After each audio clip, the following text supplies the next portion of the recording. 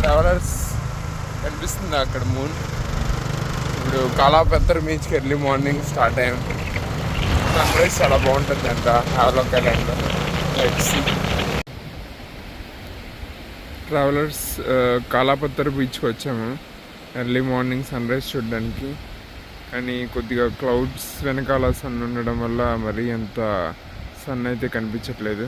కానీ కాలాపత్తర్ బీచ్కి ఆ పేరు ఎలా వచ్చిందంటే, హిందీలో కాలాపత్తర్ అంటే బ్లాక్ స్టోన్స్ అనమాట. ఈ బీచ్ మొత్తం ఇలా బ్లాక్ స్టోన్స్తో ఉండడం వల్ల కాలాపత్తర్ బీచ్ అని పేరు వచ్చింది. వ్యూ అయితే చాలా బాగుంది. ఎర్లీ మార్నింగ్ రావడానికి చాలా ప్రిఫరెన్స్ అయితే ఉంది.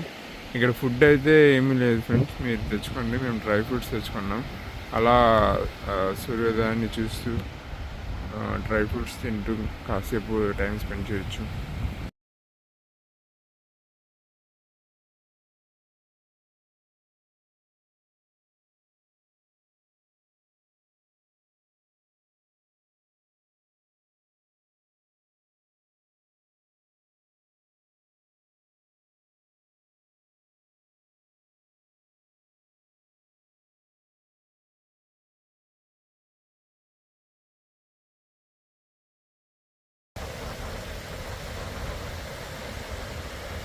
చూస్తున్నారా, మనము వదిలేసిన ప్లాస్టిక్ వేస్ట్ వల్ల పొల్యూషన్ చాలా అయిపోతుంది.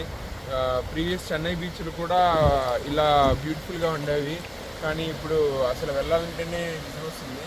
సో నన్ను అడిగితే ఒక బ్యాగ్ క్యారీ చేయండి, ప్లాస్టిక్ వేస్ట్ అంతా దాంట్లో పెట్టండి, చేస్తే మన ప్రకృతిని మనం కాపాడుకున్నట్టు అవుతుంది.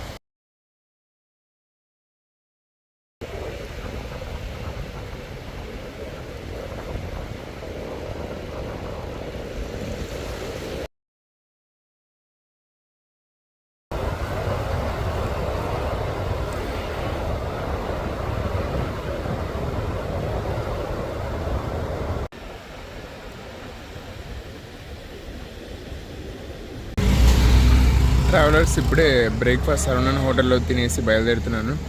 డీసెంట్గా ఉంది, బాగానే ఉంది. కాకపోతే కొద్దిగా హెవీగా తిన్నాము. 200 అయింది. సో మినిమం మీకు 150 అయితే అవుతుంది తినడానికి.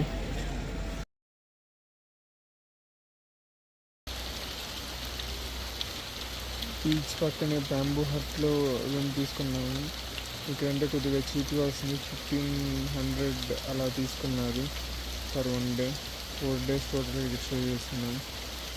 సో అలా చూస్తున్నారు కదా, రెయిన్ పడుతుంది. ఇది రూము, బ్యాంబూ రూమ్. లోపలైతే బాగానే ఉంది, డీసెంట్గా. 1500కి ఇక్కడ ప్రొవైడ్ చేస్తున్నారంటే గ్రేటే.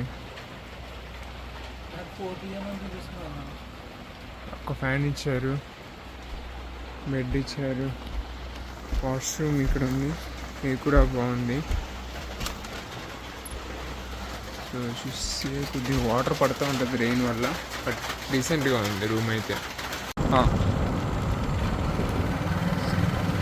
ఫ్రెండ్స్ ఇప్పుడు ఎలిఫెంటా బీచ్కి వెళ్తున్నాము. బీచ్కి చాలామంది బోట్లో వెళ్తారు, which cost around 1000 rupees one side, 2000 rupees చాలా మనకి వేస్ట్. ఇక్కడ నుంచి మనం ట్రెక్ వెళ్తే జస్ట్ 2 kilometers ట్రెక్, అంటే 30 to 40 minutesలో అప్ అండ్ డౌన్. 30 minutes వెళ్ళడానికి, రావడానికి ఇంకో 10 to 40 minutes అలా పట్టద్దంట. So explore friends. Travellers coconut water చాలా బాగున్నాయి. 50 రూపీస్ ఈ కాయ చాలా పెద్ద ఇచ్చాడు. ఇదైతే 400 ml దాకా ఉంది. ఇంకా టెండర్ కోకోనట్ కూడా ఉంది లోపల. ట్రై చేయండి డెఫినెట్గా, చీప్ అండ్ బెస్ట్గా ఉన్నాయి. చూస్తున్నారా, చాలా స్లిప్పరీగా ఉంది. చాలామంది అయితే జారిపోయారు, ఒళ్ళంతా మడ్తో ఉన్నారు. మేము కొద్దిగా లేట్గా వచ్చాము.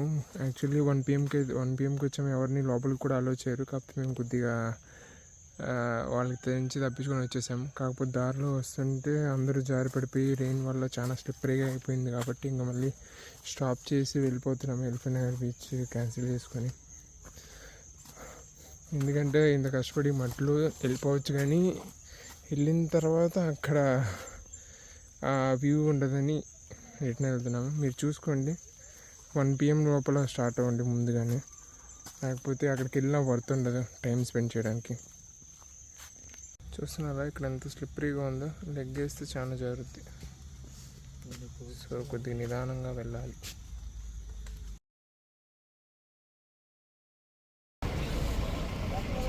అక్కడ చూడండి ట్రావెలర్స్ ఎలా విసిరేస్తున్నాడు. ఐపీ ఉంటుందేమో ఎంటీ అని అనుకుంటున్నాను. అవి ఎంపీటీ కాకపోతే మరీ పెద్ద రిస్కే. చూస్తున్నారు ట్రావెలర్స్, ఇది ఎలిఫెంట్ నగర్ బీచ్కి వెళ్ళడానికి వాటర్ బోట్స్ అవైలబుల్ ఉండే ప్లేస్. ఇక్కడ నుంచి 1000 రూపీస్ ఛార్జ్ చేస్తున్నారు. ఇది జస్ట్ మీరు జెట్టీలో దిగుతారు కదా, స్వరాజ్ ద్వీప్ అంటే హ్యావ్లాక్ ఐలాండ్కి జెట్టి దిగిన రైట్లో వస్తే జస్ట్ 200 మీటర్స్లో ఉంటుంది. ఈ పాయింట్ నుంచి మీకు బోట్ రైడ్ అవైలబుల్ ఉంటుంది.